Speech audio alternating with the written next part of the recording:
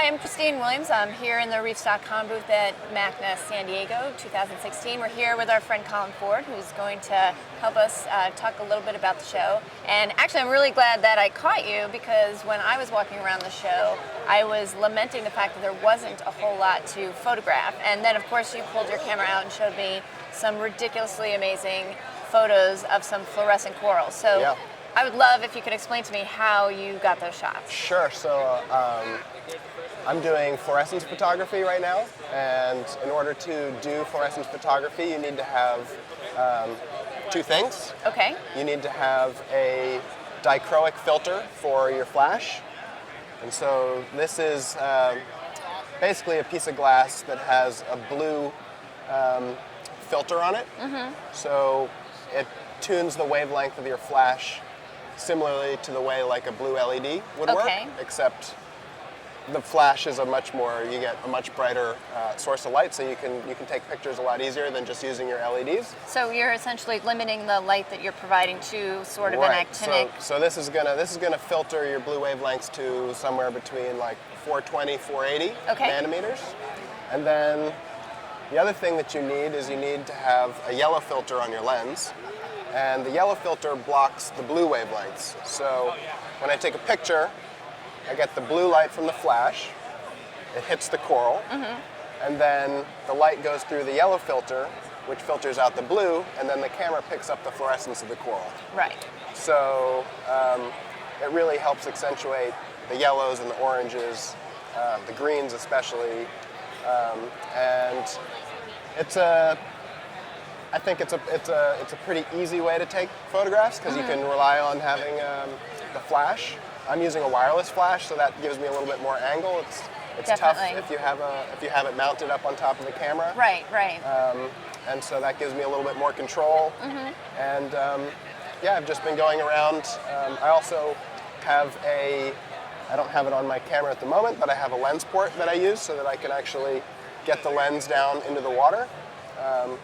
I have one made from Avast Marine, and I also have one from Building an Obsession. They make another really great lens port, so that's a really kind of important part of your aquarium coral photography kit. The fluorescent filters you can get from Night Sea.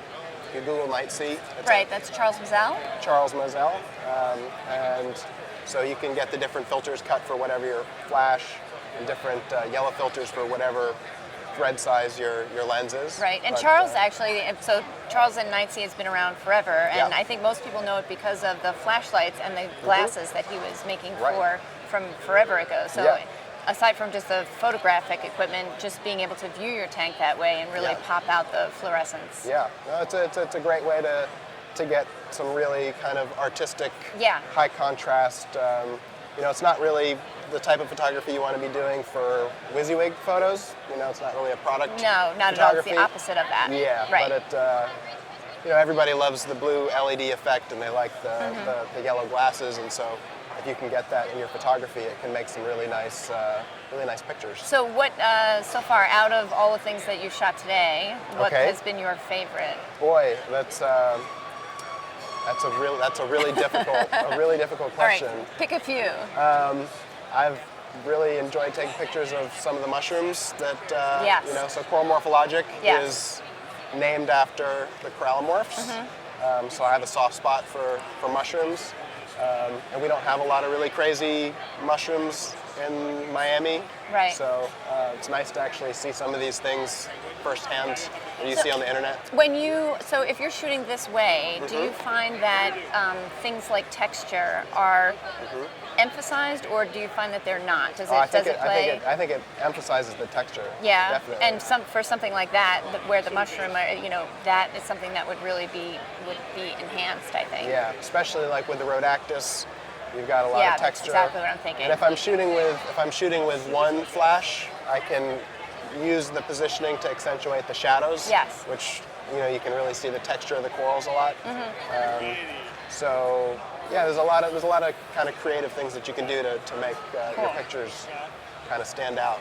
Cool. Yeah. Well, thanks for joining us. That was awesome. Thank you for having me. And I can't wait to see the photos once they're done and up somewhere. That would be great. Yeah, and you can, of course, follow Coral Morphologic Yes. on Instagram. You'll see some of these pictures there. And I'm out here with Worldwide Corals from Orlando. Got to give them a shout out as well for bringing me out here. And yeah. Well, great. Thanks enjoy for the rest of having the me. show. Good Yeah. to see you. Cheers. And we'll be back with other ones later in the day. All right, great. Thanks.